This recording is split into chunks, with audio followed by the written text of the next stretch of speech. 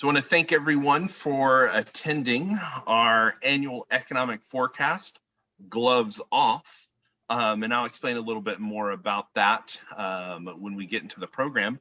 But just with many chamber events would not be possible without our sponsors. And today's sponsor is actually our 2021, make sure I get the right year because I don't even know what year it is technically, 2021 Chamber Speaker Series presenting sponsor, Puget Sound Energy. So I am happy to introduce Corinne from PSE to tell us a little bit about, I think you're talking about a specific program that PSE is running. So the floor is yours. Yeah, Beyond Net Zero. Well, thank you, Guy. Like I mentioned, my name is Corinne Vandegren. I am the local government affairs representative for Puget Sound Energy. And yeah, we're thrilled to partner with the Bellingham Chamber on this year's speaker series, kicking off with the economic forecast. I just wanted to give a few quick updates from PSC on our commitment to community and clean energy. So I'll go ahead and share my screen now. Let's see. Can you see that all right? Yes. Great.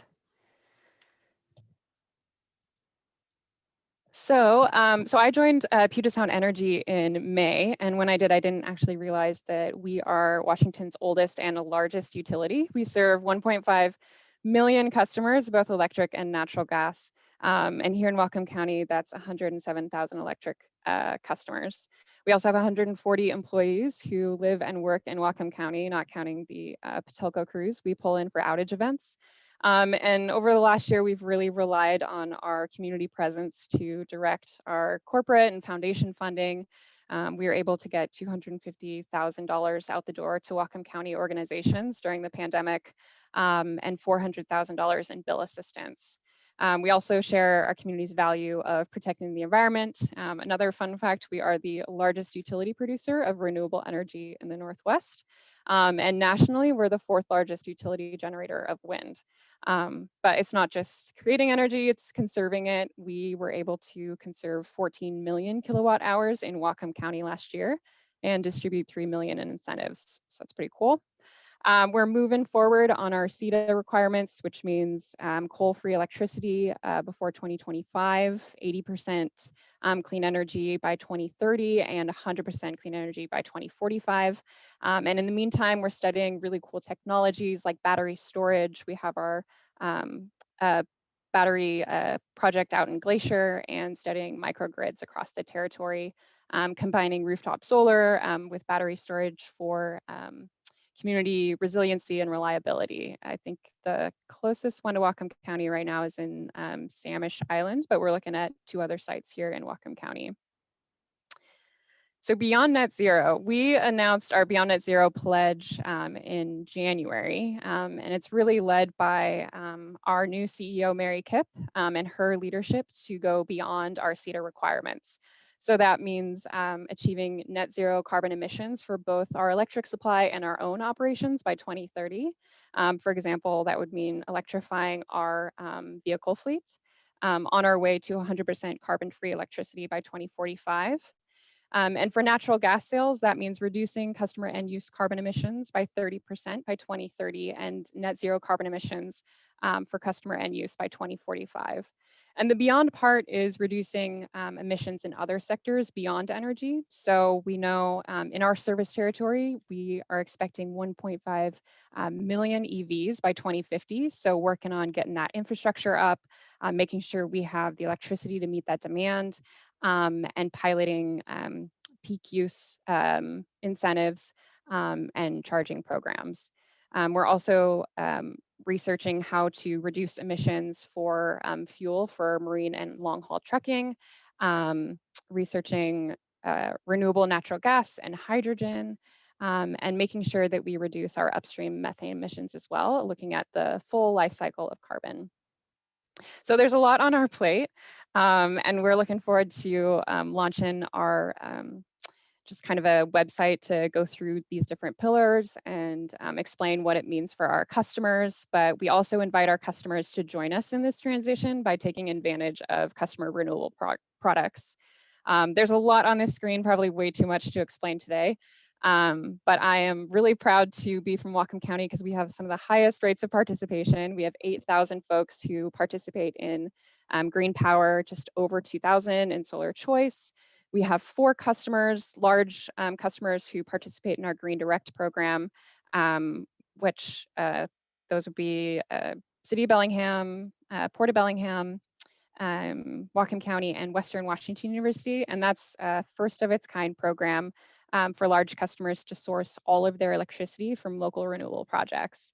We're also working with the City of Bellingham on a community solar site. So folks who aren't able to install rooftop solar on their homes to buy into a local project. And for those who are able to install rooftop solar, we have net metering, so it covers your own load and you can actually sell your excess energy back to the grid. That also goes for small power producers like dairy digesters. We have 4 out of our 6 dairy digester projects here in Whatcom County. And like I said, electric vehicles are going to be a huge part of this transition. So making sure that we are testing different strategies now in terms of home charging, multifamily and workplace charging, and getting our first public charging station up and running this year in Bellingham. We have 1 in Lacey right now. We're looking to expand to 8 locations in the next few years. So we have a lot to do for clean energy, a lot we're already doing, a lot that I can share with you throughout the year, but it's all kind of directed by our Beyond Net Zero pledge. And again, I can follow up with more information on that as the website is launched. Thanks. Thank you, Corinne. I'm gonna demote you back down to panel or attendee at this point. Thank you so much for your sponsorships, for your support, and PSC's leadership in our community. So thanks.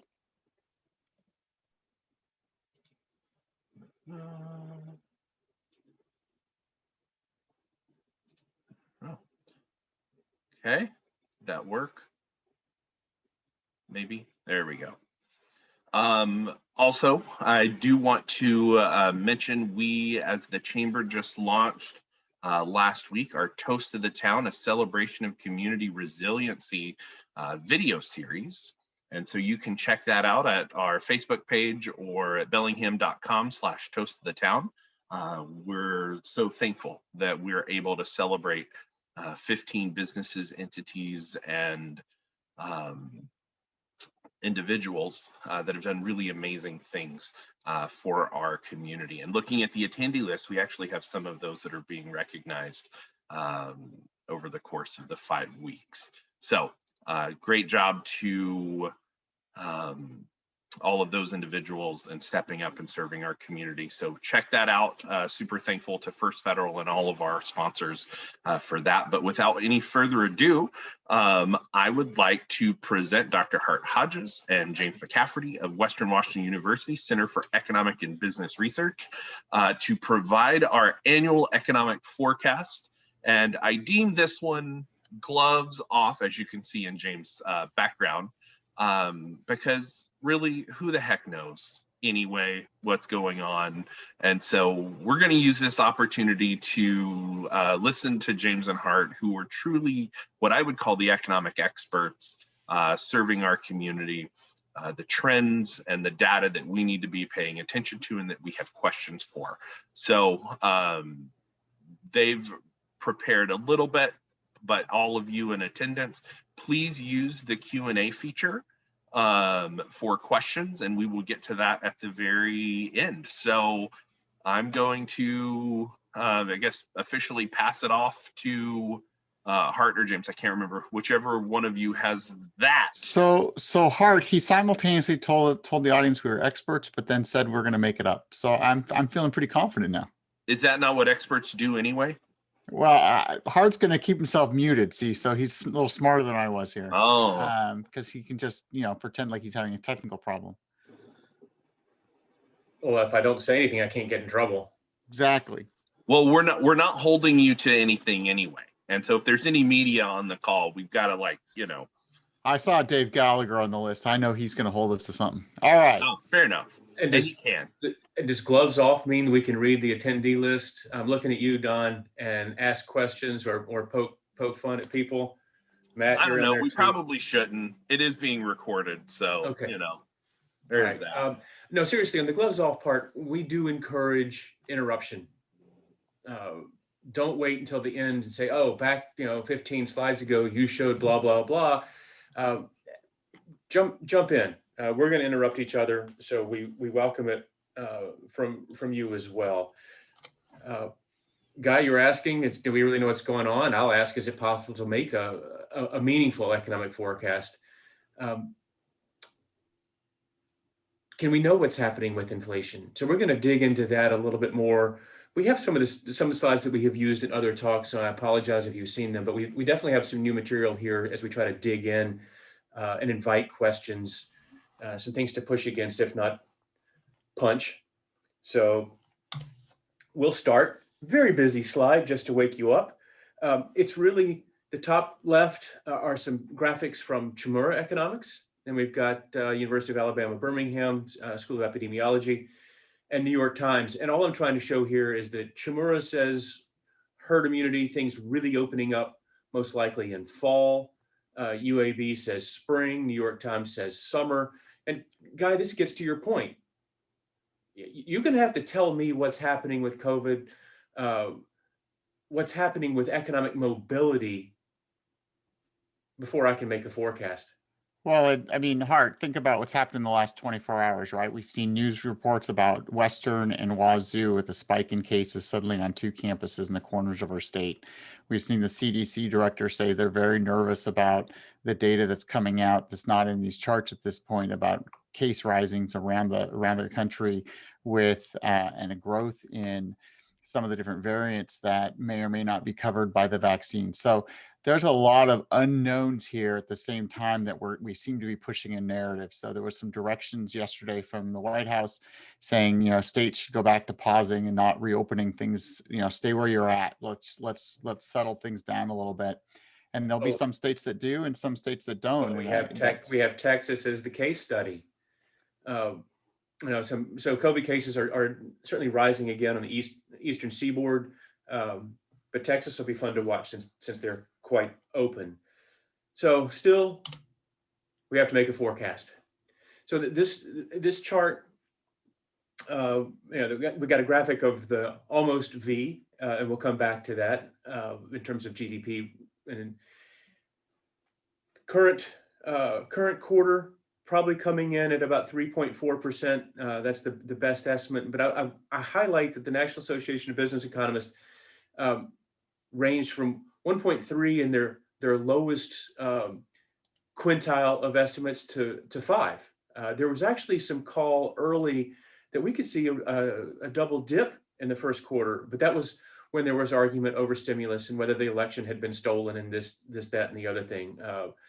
With that settled and another $1.9 trillion on the way, people have bumped forecasts back up, but we are guessing in some sense.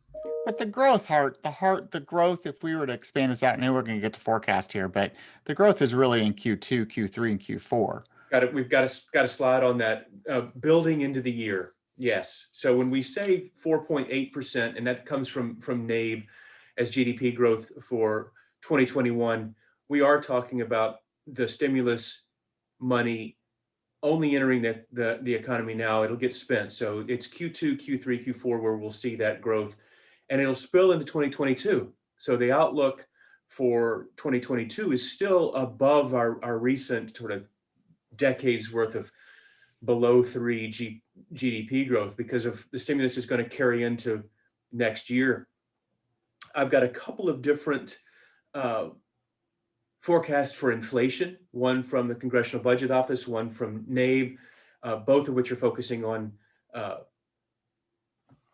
inflation, but measured differently, right? So the CBO is core inflation. That does not include gasoline or food. Food is definitely going up, but it is always more volatile. So the core CPI are the consumer goods net of or not including energy, gasoline, or food prices.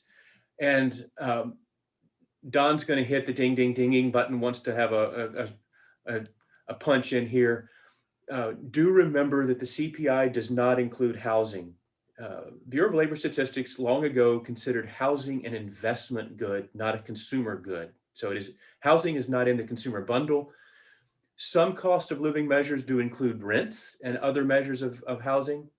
They're certainly going up. So we have to separate cost of living and consumer price index. GDP price index, another way of measuring inflation, a little bit higher numbers, but still muted. We're going to dig into that. Unemployment, the message on this table is not recovering as fast as GDP. It'll be 2022, 2023 before we're really back to pre-pandemic levels.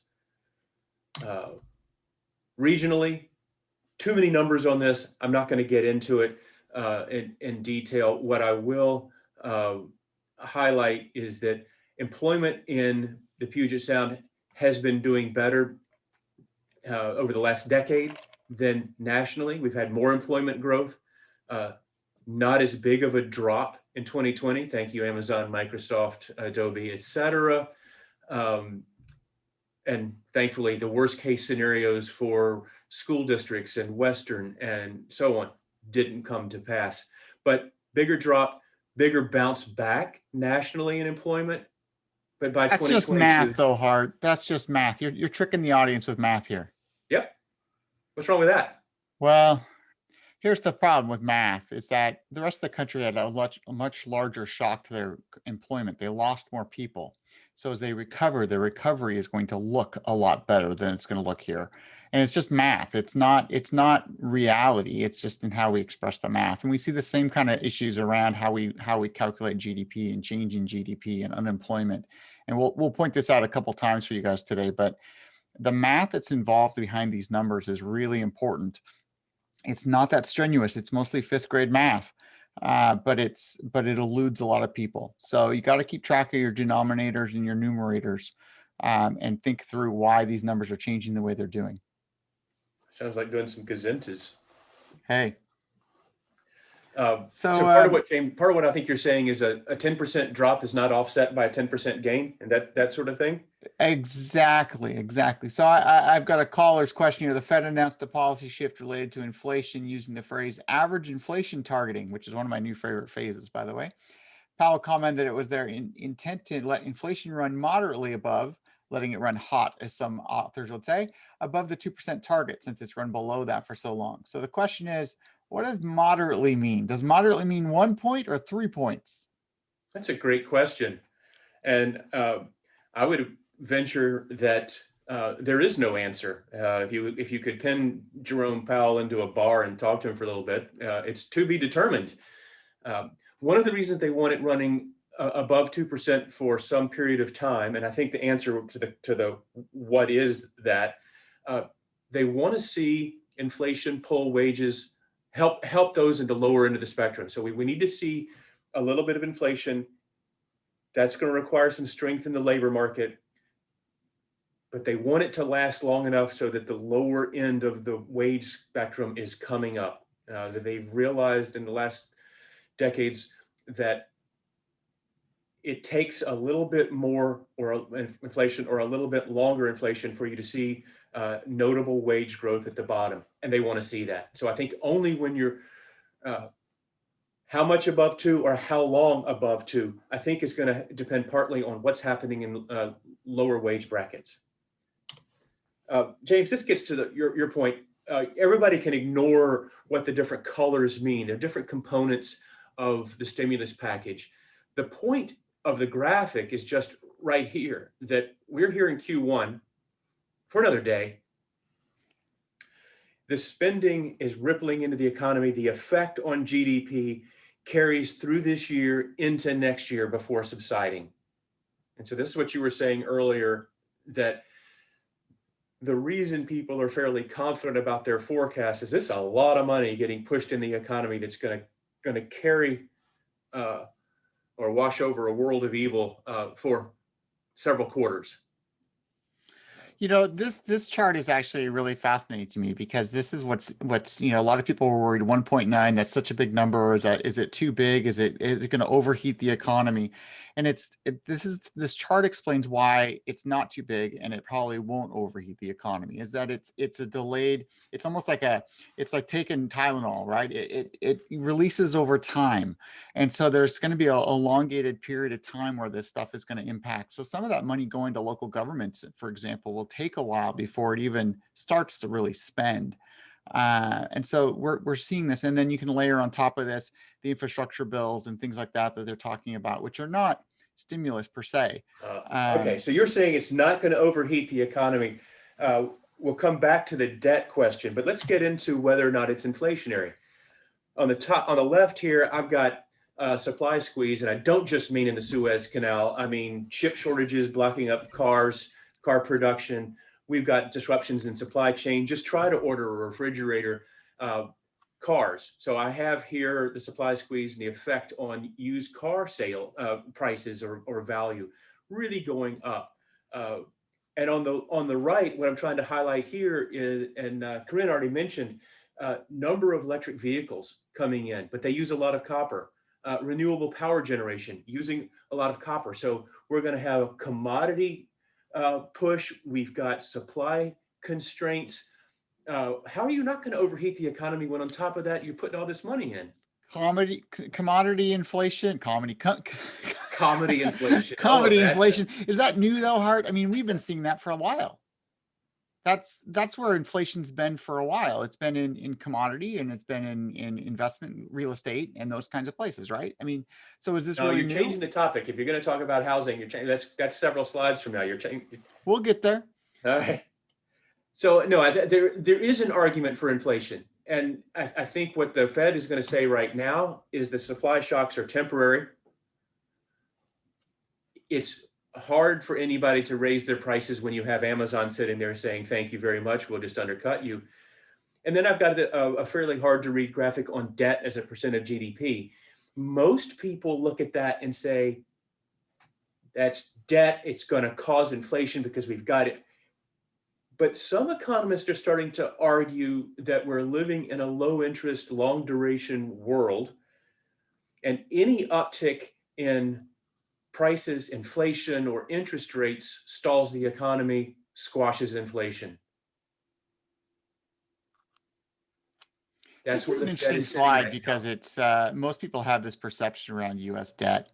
This is kind of a great way to kind of put it in perspective with a lot of other nations on where they're sitting. Well, yeah, the U.S. is right here because it's hard to read on a lot of screens. And we do have some slides if somebody wants to come back and do a little bit on, there's too much debt. We can come back to that. But the Fed, a lot of policymakers and economists are saying that supply chains will sort out, that the demand shocks that we have right now because the closure reopen. We've got demand shocks for used cars. We've got demand increases for certain types of office furniture, et cetera. Yeah, inflation, but not long-lived. And that gets back to that question about how long above 2%, long enough to convince the Fed that it's real and lasting. Okay, Hart, speedball questions. Why does a longer period of inflation cause a growth in lower wages? 30 seconds, go. Well, typically you need to have upward pressure on wages to cause inflation. And you start to see that in high-skilled jobs and high-wage jobs first. The economy has to run hot overall with some wage pressure across the board before you see wage growth towards the bottom. You typically don't see wages at close to minimum wage going up before you see wage growth at Microsoft or Tableau or whatever. So it's not necessarily a cause and effect, just a regularity that we need to see wage growth happening longer. That's usually inflationary before we see it at the bottom. Your friend Don wants to know if we should, the Fed should consider raising interest rates to offset potential inflation. I think the words here are should consider raising to offset potential inflation. And he's one slide early on that. So hold that question from Don.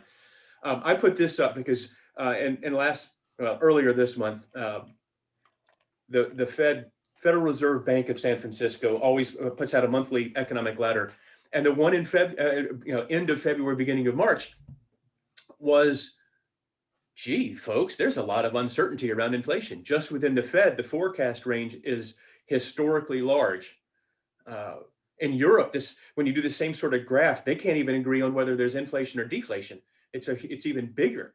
And that leads to Don's question: when will the Fed raise interest rates because of inflation or a strengthening economy?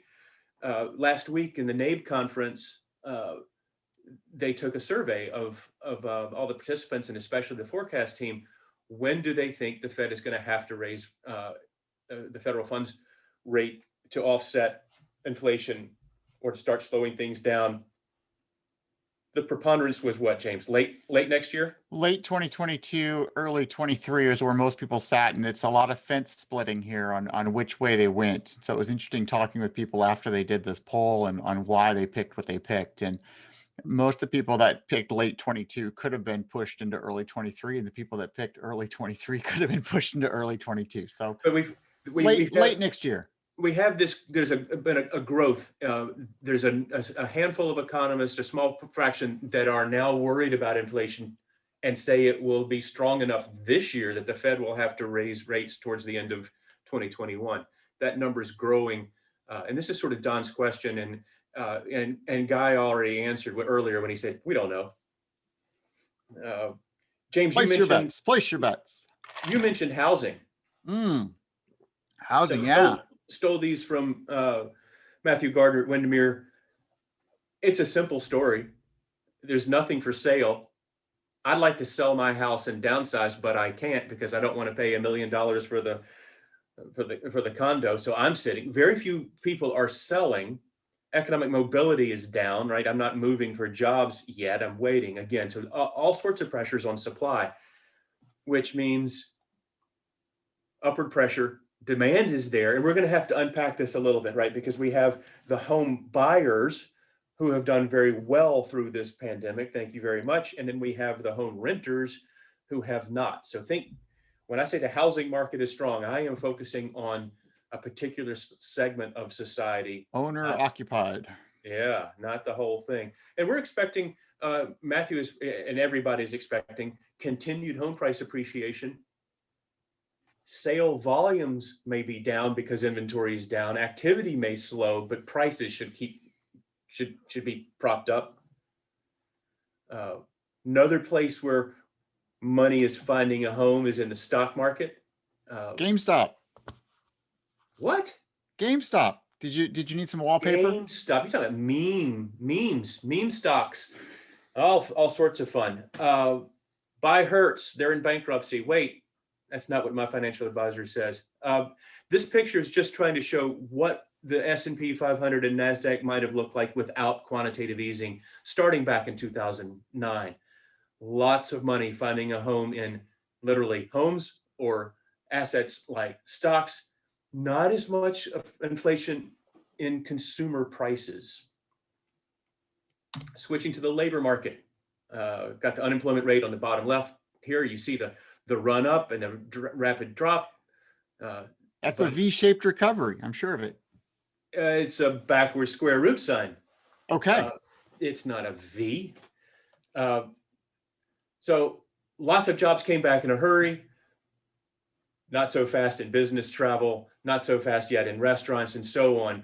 And now we're going to enter the phase of what adjustments are being made in the labor market. Every time you come out of a recession, you can invest in new technologies. You can think, I don't have the confidence yet. I'm not going to hire all 8 of my workers back. I'm going to bring back 6. We'll make do for a while. So we're in that question mark period of what happens with the labor market. Well, and it's more complicated too, right? Because people are coming out of the labor market, jobs are changing we talked about how companies are going to rethink about who they're working where. We have changes in consumer behavior as far as what kind of companies they want to do. So we've got a lot of shifts happening at the same time. So you don't get to recover back to, you get to recover to. And so we see a lot of shifts within the labor market because of their shifts in all the other markets. True. And then we at least have numbers that most of our models can understand, right? So initial weekly unemployment insurance claims, we're now back to Great Recession levels. And you can see the dark blue last year, and just orders of magnitude different than anything. And Guy, that was when the quantitative models trying to interpret numbers of this magnitude, ignoring the fraud that was going on with the claims, really hard to make sense of these numbers, because models just weren't even calibrated to deal with numbers of that magnitude. But we're now in 2021, we're back down to the sort of fluctuations we saw in the Great Recession, and we're able to talk more sensibly.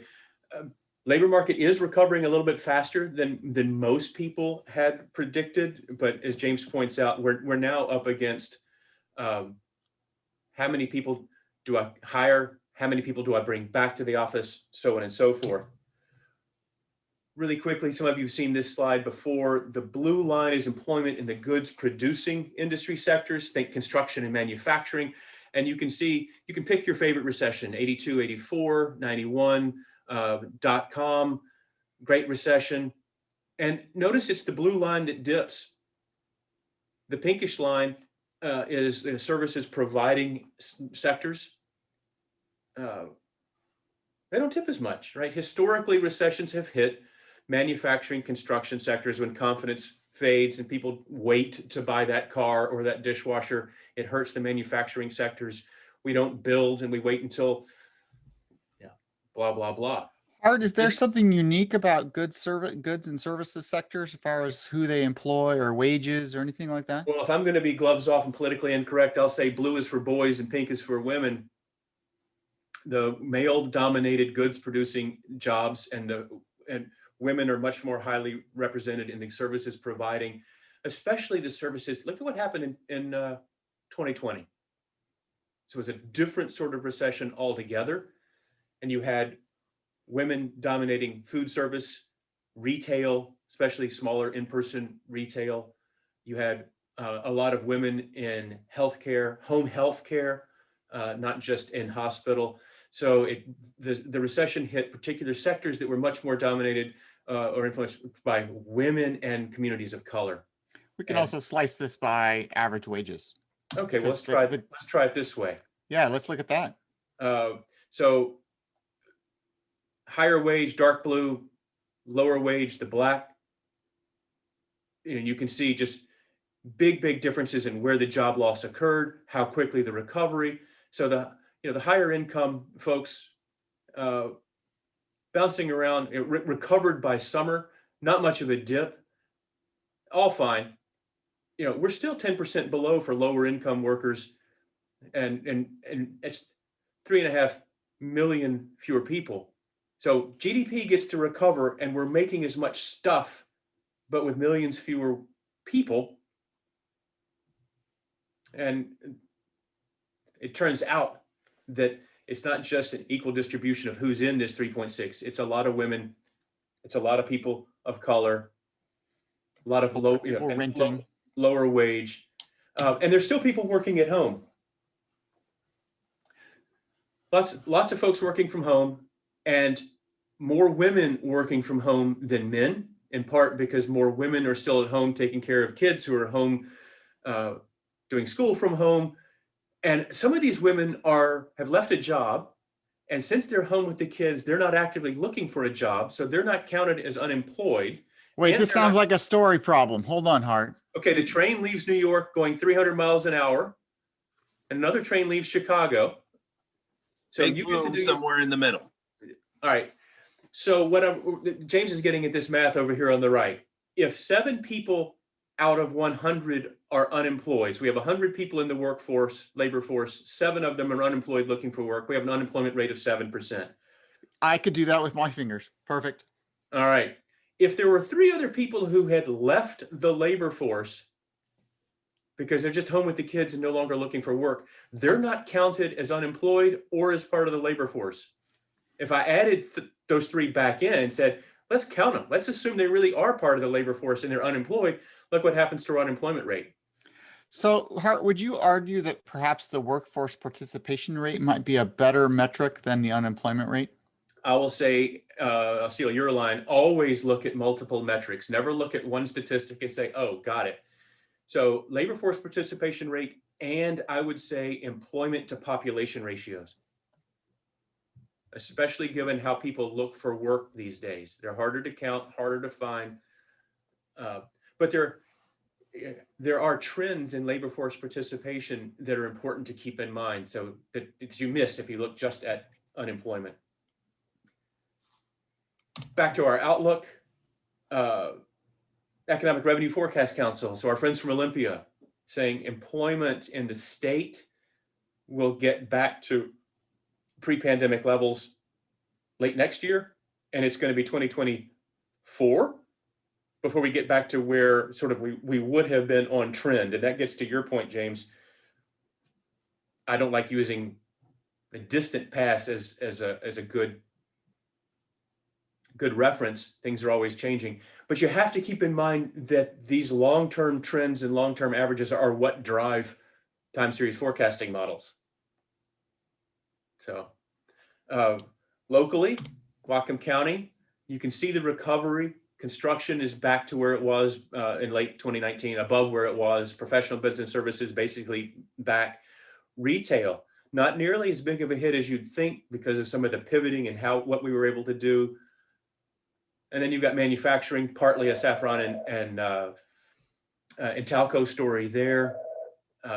Leisure and hospitality still. You know, we should caveat government, because most people think government is people sitting in some city hall, but think schools, think tribal businesses. Any business that's anything on the Lummi Reservation, for example, falls under government. So if they've laid off people working craps tables, that impacts the government figures. So just keep that in mind. Government isn't the government you probably come to your brain to right away. And Guy, how are we doing on time? Okay, so really quickly, a reminder. Some of you have seen these slides. We have to make this reminder constantly. We just picked 7 sectors. This is not the entire economy, but just trying to give a comparison. King County is not a reference in terms of a peer city, what we ought to look like. It's a very different beast. And we do have a peer cities report on our website, cebr.ww.edu, for your leisure reading. That the chamber helps support. Yes. I just want to highlight information and professional and technical services, in part because a lot of the employment growth coming out of the Great Recession was in these categories. And you can see 10% of the jobs in information and 10% in professional and technical services in King County. We're about 1% in information.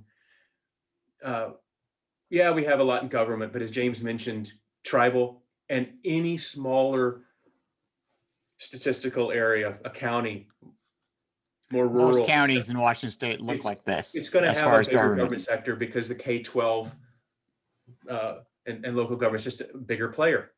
The reason I highlight information, professional, technical services as well, 22% of the wages in King County come from that sector. 13% of the wages come from professional and technical services. The average wage in the information sector in King County is $225,000 a year compared to about 73 here. So you can use this slide and start talking about who's going to commute from how far to do what, who's going to want to head down to King County. And that is really a precursor to the narrative that was so important from 2010 to 2019. It was that superstar cities were where the action was. If you look at the map, don't worry too much about the details. You don't have to read the numbers. If you see something yellow, any shade of yellow, half of the job growth from 2010 to 2017 was in those few areas. With Seattle doing very well, thank you much. Yeah, it was Seattle, Portland, San Francisco, Austin. It was a tech professional services growth decade, lots of money. You could get into the housing in Seattle, right? Because if I'm working in the publishing industries except internet in Seattle, I was making $250,000 a year. My spouse was making something similar. Think about what that allows us. That $2.8 million bungalow seems pretty affordable all of a sudden. All of a sudden, and that story repeated itself in a few key markets, not the rest of the country. So we have a world of two economies in certain metro areas versus the rest. And a lot of people were talking for a while about the politics of that, red versus blue, and so on and so forth. We just were talking about the economics of it, and then boom, 2020 hits and everybody's moving to Zoom land, right, James? Well, not exactly. So this is a graphic we borrowed from the Seattle Times. So check this out. So in Seattle, the stories, the Seattle Times and Right other here. media has been full of stories about how everyone's moving out of Seattle. Well, when you look at the post office data, which is there's several data sets to look at. And the post office data to me is the one that's a little more telling, looking for actual change of address data. When you look at people when they move out of Seattle, they're going to exotic places like Linwood, Bothell, Kirkland. They're not moving in mass to Boise, to Bellingham, to wherever, right? And what's ironic is at the same time, you have people moving to Seattle from, places where they think Seattle's more affordable. So New York, DC, Chicago, San Francisco, LA. Seattle's a bargain. So they're moving to Seattle. So really what we're talking about is we're moving people around. And there's always a net, right? So like Kitsap County for a while has always had a net negative. They went net positive last year, the year before last, for the first time in a while. So this stuff has been happening anyway. It's just suddenly we're a lot more aware of it. So you see the net migration out of Seattle here. So think about what this means for Seattle. It means that more younger people are likely to move into Seattle. Okay, well, yeah, let's come back to that. So James, part of what you're saying is this migration was happening before COVID as well. Right.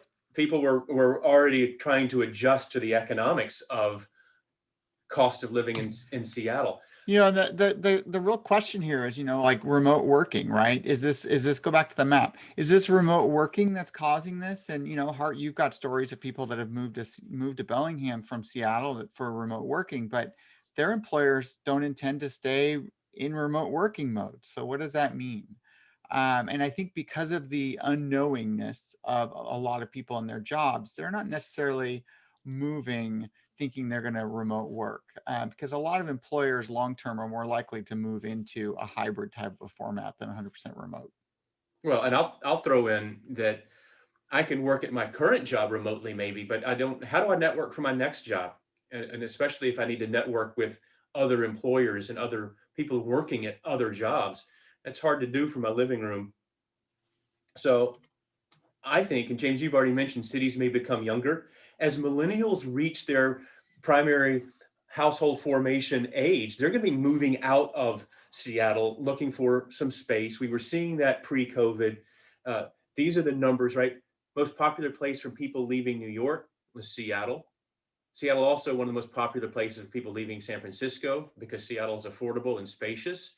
But you're getting some younger people moving in as some of the older people move out. So cities are going to continue to be attractive, vibrant places. There's a Wall Street Journal article today about how older millennials, and they show a picture of a college graduate, which, guys, that's not a millennial. Millennials are in their 30s and they're buying houses and having kids.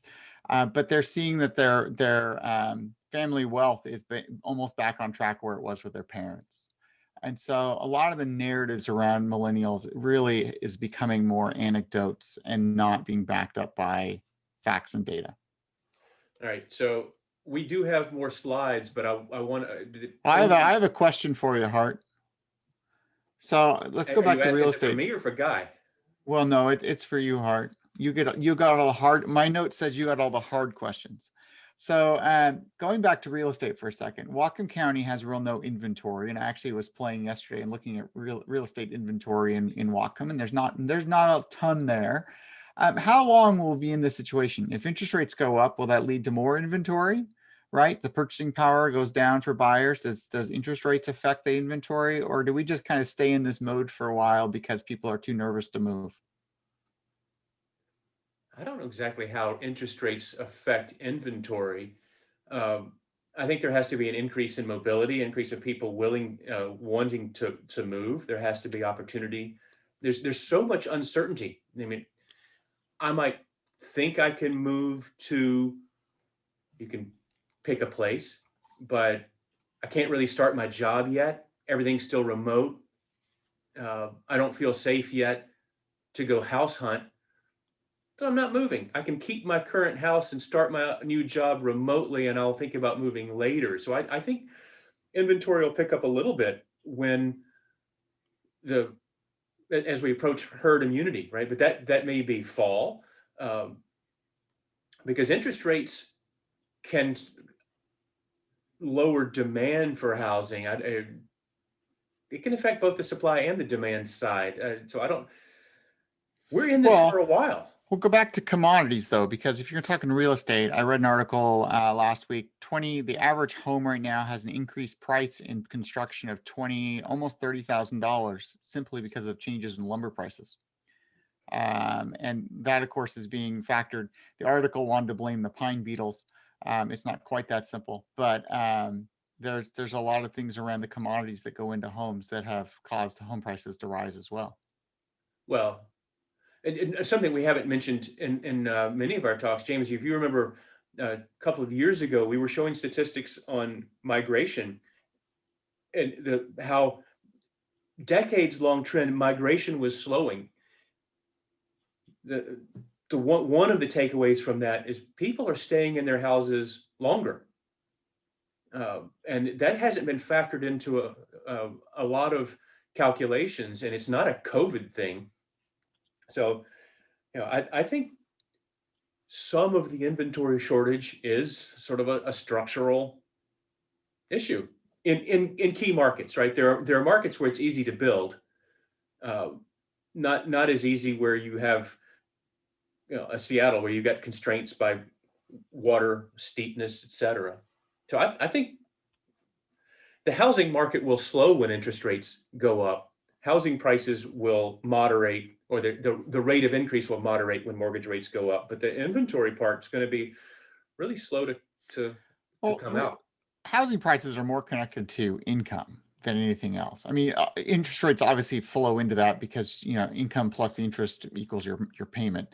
But we've seen appreciation in real estate start to slow and pause in places like LA and San Francisco as the price escalated to the point where people with the average wages could not afford average homes, which of course no one makes average wages and there's no average homes. But in the math world, there is a connection there, and we've seen some of the markets show some slowing because of that, and they catch up. Yeah, I mean, but if you think about what's the cost of ownership with interest rates where they are and incomes where they are, supports pretty high prices for the segment that's buying, not for everybody. For God's sakes, that's the problem. Well, that goes back to no one earns average wages, right? I mean, average wage in King County is good, right? I mean, average wage in King County is not a bad wage at all. The challenge is that it's being pushed around mathematically by people making $250,000 plus a year. Focus on median. So, Guy, we didn't talk about the possible infrastructure or next round of stimulus and how that might be paid for. There's some fun conversations there. How long before regulations hit Bitcoin?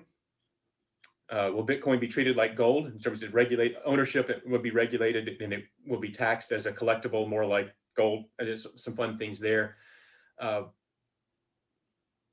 James, we're not getting much from the. I think everyone just turned off the sound and doing other work. All right. So, Guy, do you want us to ramble, or should we just try to wrap this up? Your call. Well, I think doing a final call for Q&A questions is always nice. I do have a question. When we look at some of the national dialogue right now with regards to minimum wage, we know Washington State pretty much at that line or plans to get to that line of that $15 minimum wage that's being discussed. But when you look at other states, let's say maybe the Southeast, where they're at $7 and some change, would there, or can you foresee a ripple shift in job growth, migration, even as it relates to housing costs? Because if you're going to compare the cost of living with here versus Texas, since you kind of use that metric, they're very different costs of living. So just to kind of like throw a lot of information. Guy, the first, while Hart comes up with a better response, I struggle, and we actually just wrote some articles in the last Puget Sound Economic Forecaster about this topic, because we struggle a little bit around the notion of just saying, oh, $15, that's the right number, because $15 an hour in the Pacific Northwest is not a quote unquote living wage. When we do the math, and again on our website, and thanks to your support there, Guy, with the Whatcom County profile, when we put together how much it costs to live in Whatcom County, if you're making $15 an hour working full time, you're not really hitting the financial benchmarks for financial sustainability to live on your own. And so we have to get out of this concept that there is a magic number somehow nationally that works. There's not even a number that magically works inside of Washington State. We have a 60% variance in cost of living around Washington State. When you look at between Yakima and Seattle, which is not that far away from each other, 60%, right? Which is why we're seeing commuting patterns sprout up the way we see around the state, because people are making some money off their commute time. If I can live in Wenatchee and be a firefighter in Seattle, I pick up a bonus of 40%. And I still get to live at the firehouse. So it doesn't really cost me anything to live somewhere else. And so we have to have a more complicated conversation when it comes to wage and what that means. And then we have to come up with a much more uncomfortable conversation around what we're trying to do. What is the goal and objective that we're trying to do from a policy perspective, and quit this fixation on a dollar amount. Hart? Do you have a better answer? I wasn't clear on the question so much as topics to reflect on. And one Guy's point is really important, that going from current wages to $15 an hour in some cities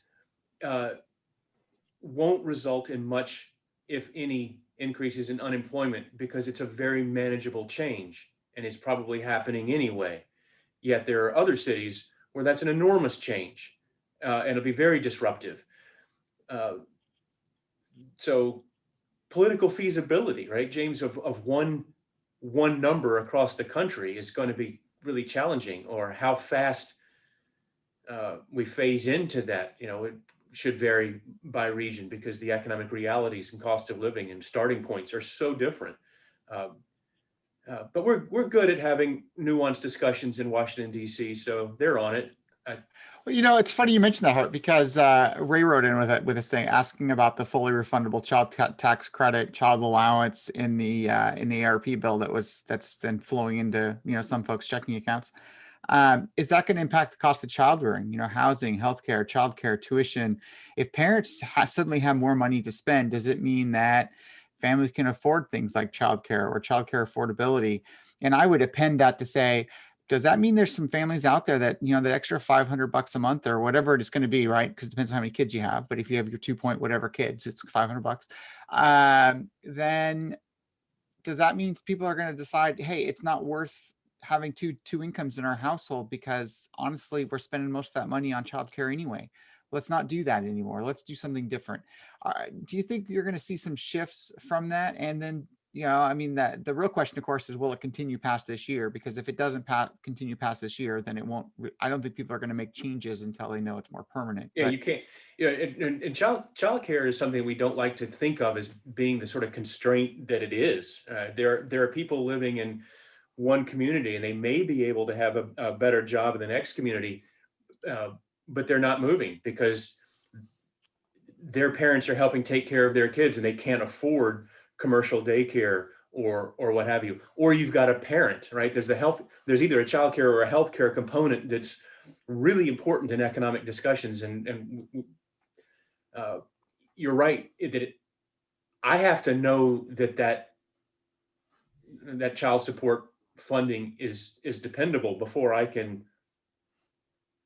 commit to a job change or a physical move across the country.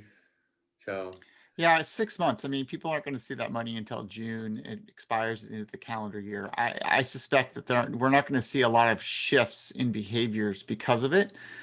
You have, though, lifted a lot of families, and we don't have the graphics here, but you can find them quickly online. A tremendous number of families will be lifted out of poverty because of it. It will have some really good targeted results from a policy perspective.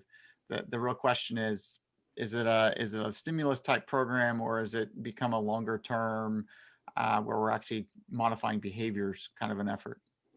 And I think childcare is one of those important topics when we look at a current workforce and a future talent pool. And that's why we've gotten engaged with like the Opportunity Council to create more capacity in our local childcare options. With that said, we are just close to 11, so I expect some people will need to kind of sign off, but I would hope that we can get to the final few questions. I want to, before we do that, Guy, I want to plug our social media feeds. We post out 6+ articles. This. Well, I know we post out 6+ articles every day. If you're looking for to kind of an insight as to what we're reading and some stuff that maybe your attention should get onto, just follow us on social media and check those out. We do post, if we do occasionally find stuff we disagree with, and we'll post about why we disagree with it as well. It's also a link there for the Economic Forecaster if you want to get some more information about that publication as well. Awesome. So we do have a question in the chat, and I think 2 more in the Q&A. So yeah, so we got a couple. So okay, so Hart, let's do we see with the stimulus any industries in Whatcom County with any big bounce back? Do you see, are people paying debts and rent? Are they buying wash machine? I mean, are we seeing any kind of impacts in Whatcom County centric that from the stimulus program? No, Whatcom County looks a whole lot like the graphic that showed industry recovery patterns. I've created the same graphic for King County and other places, and they look identical.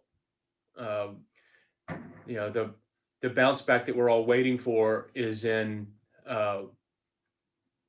leisure and hospitality, food service jobs. We're hoping summer. We may not get the bounce back in manufacturing graphically, and this gets back to your math, James, because when you pull out an Intalco, we're still a small enough area that those numbers matter. So it may not look on, everybody may be doing fine, but there's still going to be a hole there. There's a question here about China and how our relationship's going to look for the next year or so. And I think it's going to continue to be strained. We did a Western Insights session, which is I don't know, it's almost like a podcast really, but it's video panel discussion. We did one focused on China relations, and I'd refer you back to that, Ross, to check that out online. If you need to find the link, just let Guy or I know, and we'll get you the link for that. But it's a really good discussion about our relationship with China and where things are going to go. But we don't expect to see a lot of seismic shifts there. There's been no intonation on either side of like suddenly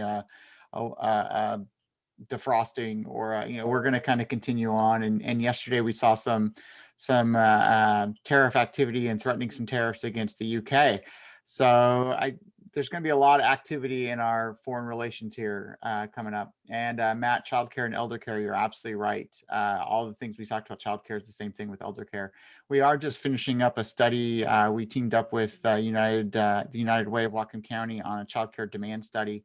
So expect some information out on that in a few weeks. We're starting to crunch the numbers on that.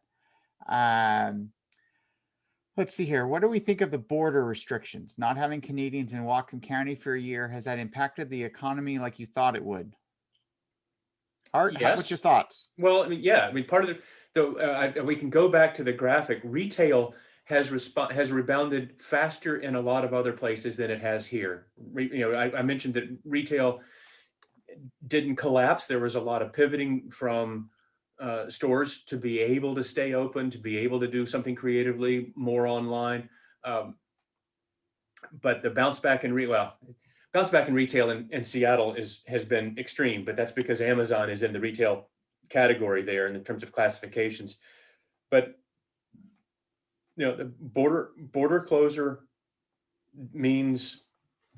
still means something to Whatcom County, not what it once did, right? Our retail is a little bit more homegrown and travel from other areas, but Canadians still matter. And that's been an interesting one, right? Because the sentiment in Canada is keep it closed. It doesn't help them economically, but the political sentiment is not anytime soon. Thank you. Yeah, it's been kind of interesting with the Canadian side. And so, Hart, earlier we were looking at square footage of grocery stores in Whatcom County. Share that. Oh, it was fun because some of the folks at the city of Bellingham were digging into an old comment we made, and they were able to find some new data. So I should have said the hit from the border closure is fairly industry specific. We have about 50% more square footage of grocery store in Whatcom County and in Bellingham proper, but at least the county as well, than you'd expect with our population. So when you think about why we have 50% more, and you can go back to what was it, the milk piranhas or whatever they were called in the Canadian shoppers at Costco. But Birch Bay doesn't need a huge market. Blaine has a lot more grocery store than its population warrants. Grocery is struggling that much square footage because of the missing Canadian shopper. So there's a couple of industries where that is really pronounced, where that closure is really pronounced. Well, the retail numbers in the county are weird anyway, because there are people that are in Ferndale and yet they come to the Target, or I'm just going to pick on some big boxes, Target and Walmart and things like that. So that inflates the Bellingham retail sales per capita. So Bellingham's always had a higher retail sales per capita than, say, the state average, just because of location, right? People come into those stores. And so the Canadians, of course, are a piece of that. And because we don't ask those kinds of invasive questions when you buy things for some reason, we don't have good data. Like, when you go to the store, they don't ask you for your ID and track you down exactly where you live for some reason. I don't know. I think the data would be worth it. But we're not going to ever have access to that information. Right. Okay. So I got one question left here, guys. So we'll get to that, but let's stick on retail really quick, since this is a narrative that we talk a lot about in our community. Is when we look since the pandemic and shopping habits. So let's say that Linden or Ferndale resident that their job is in Bellingham, but they may be working from home now, going back to where people spend their money and the shocks that we've seen in retail. It's like our municipalities across the county have kind of shaken up the dice a little bit as far as distribution. Is that one of the things that we've found looking at some of the high frequency data when you're matching car count, cell phone tracking, credit card data, and so on? The hit in especially spending, so retail, was bigger in higher income areas than low income, and it seems a little bit counterintuitive, but the people in South Hill or a nice part of Linden were all able to sort of pull up the drawbridge, work from home, order groceries to be delivered early, and they just stopped shopping on the sidewalk and going into small retail establishments. Meanwhile, lower income zip code had to keep going to work, right? They had to, because the jobs that they had, you couldn't work from home. You can't do your food service job from home. You can't do, so, and stimulus money, last year when it went into the lower income households, you saw it get spent, and it got spent in their neighborhoods much more. So that you've had some really interesting patterns spatially in terms of where spending slowed and where it didn't in the pandemic. And I think Bellingham's retail sales tax collection is down a few percentage points. Like, we're not talking a lot, correct? Oh, yeah, I mentioned earlier the worst case scenario didn't come through at all. In part Unless you're because, Blaine or Sumas. Well, but think about Sumas for a minute, right? I mean, Yeah. you look at Sumas, and I've sent several Seattle Times reporters up to Sumas when they call and talk to me about border crossing and activity. And I'm like, go and count the number of package stores, right? Go to the Sunset Post Office at noontime and count license plates. I'll give you $1 for every Washington State plate you can find, right? Because they were all Canadians. Because 30% or so of the lower mainland population had a delivery address inside the US, and most of those were in Whatcom County. That was a study that was done by the Canadian retail folks. That's all stopped, right? I mean, that's not an essential thing to go through the border to go pick up your mail. So places like Sumas and have really, and that struggled. affects tax revenues there. Mm-hmm. So this last question, Hart, and I saved this. Lance, I'm assuming you're still here. How do you view the proposed carbon tax plans for the governor and the legislature's considering may impact Washington's economy? Do you have any thoughts on the carbon tax plans, Hart? I'm trying to decide how much to be gloves off and how much to be politic. Yeah. Now you know why I saved this one. I'm going to have to, I'll give a straight answer, but I'm going to have to punt a little bit because I have not read most recent versions. So I cannot comment on details. I'm a fan personally, and this is more the gloves off. A carbon tax from a sort of a straight academic view is a corrective tax because it's getting people to pay for a pollutant that they have, that's part of their decision-making and actions that they're not paying for. And theoretically, it would make a lot of sense economically to impose a carbon tax because that's a corrective tax and reduce a distortionary tax like sales tax on food or something. Yes, there are potentially some regressive components, but if you're reducing a distortionary tax that's also regressive, I think you can handle that. So I would like us to see some much more genuine discussions about carbon taxes. I think if we're going to be honest about the environment, carbon tax makes sense. And it's better than monkeying around too much. I think an honest, full conversation about tax policy in our state is way overdue.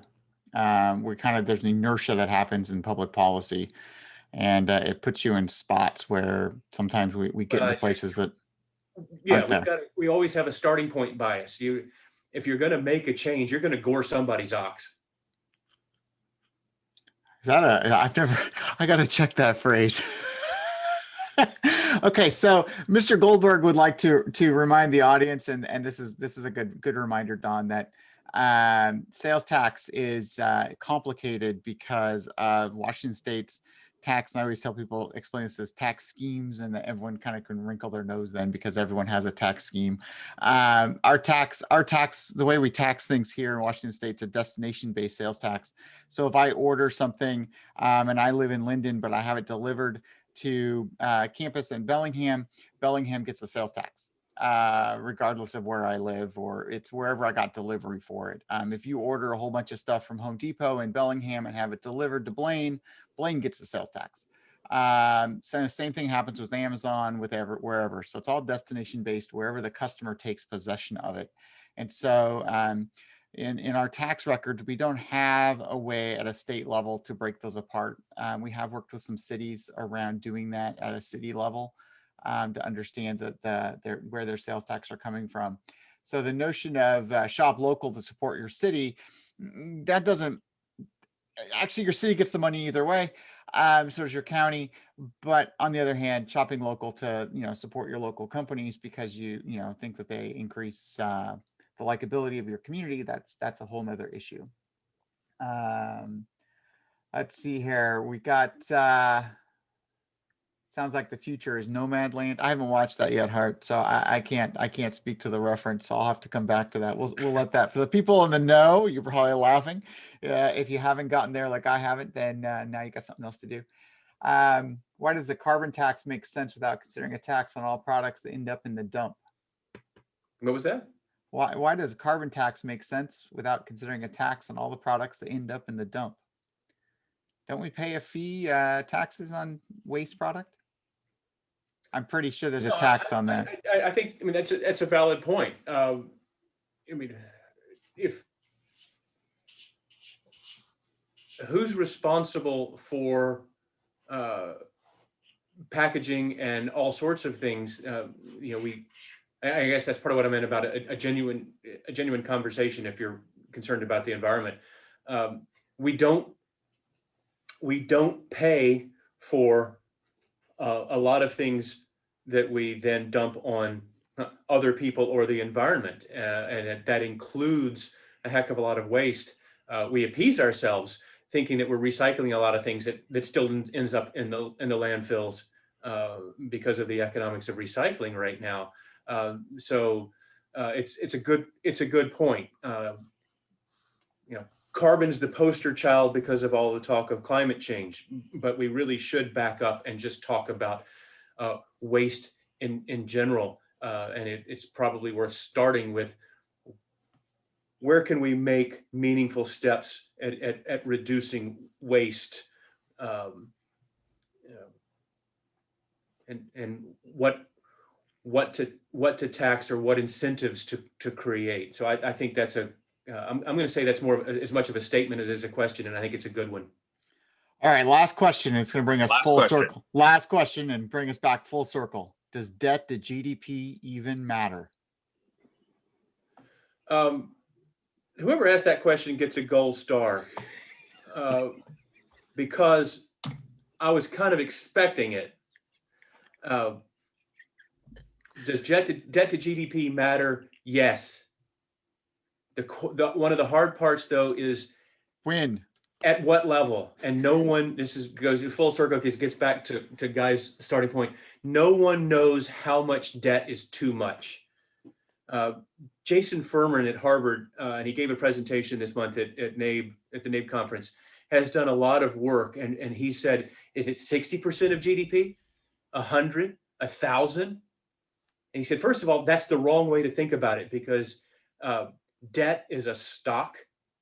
It's a total number of money. GDP is a flow, as in dollars per year. And that's an odd ratio. So he starts to get you to think about different stock to stock measures and flow to flow measures. Sorry to get into the weeds there. But he says that, back in 1992, there was some agreements in Europe that 60% was a meaningful sort of reference, debt to GDP. But he said a lot has changed since then, including increases in productivity, decreases in interest rates. And here he was highlighting, this is a graphic of his, debt's going up, the blue line, but because of declining interest rates, our ability to service that debt's going down. And if you think about the real, as an inflation adjusted debt service payments, we're not in trouble yet. Now I'm going to say yet, and I'm going to emphasize the yet, because if we have this projection, different scenarios, depending on how much we go with the rescue plan. Do we do another rescue plan on top of what that was just passed? And do interest rates stay low? 160%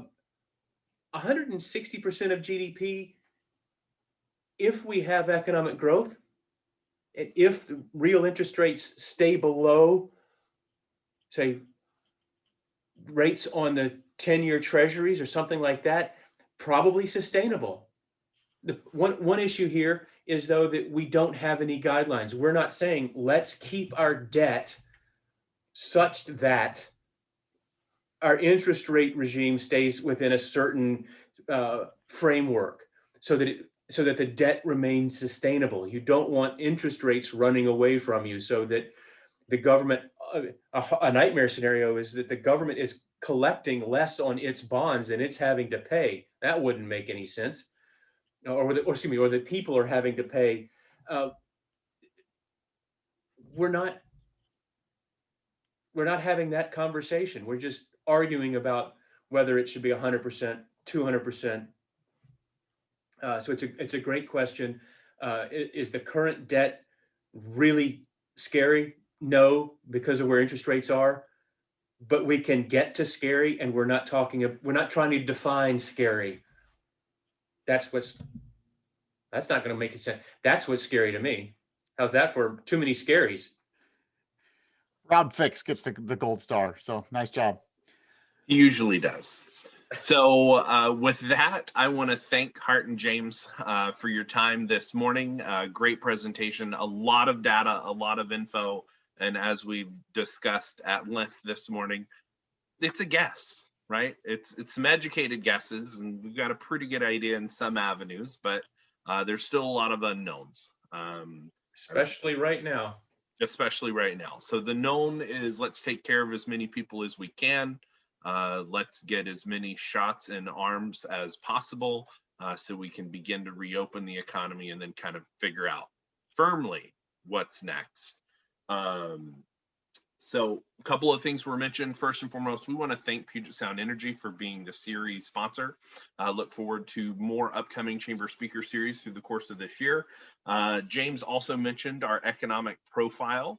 I will include that link in a follow-up email to everyone that registered for this event, as well as the posting of this, I guess, recorded YouTube video. We'll throw that in our Business Buzz this week too. A lot of really good snapshot data, that most of which was not presented today. So again, a great partnership that we've had for a number of years now with CBER producing that document, as well as the comparable or the peer city analysis, which is also available at the CBER website if you want to, I guess, never mind. And again, the Toast of the Town video series, we are in the midst of. We've released 3 of the 15 videos, so be sure to check those out too. So until next time, Hart and James, thank you so much for your participation this morning, and everyone have a wonderful week.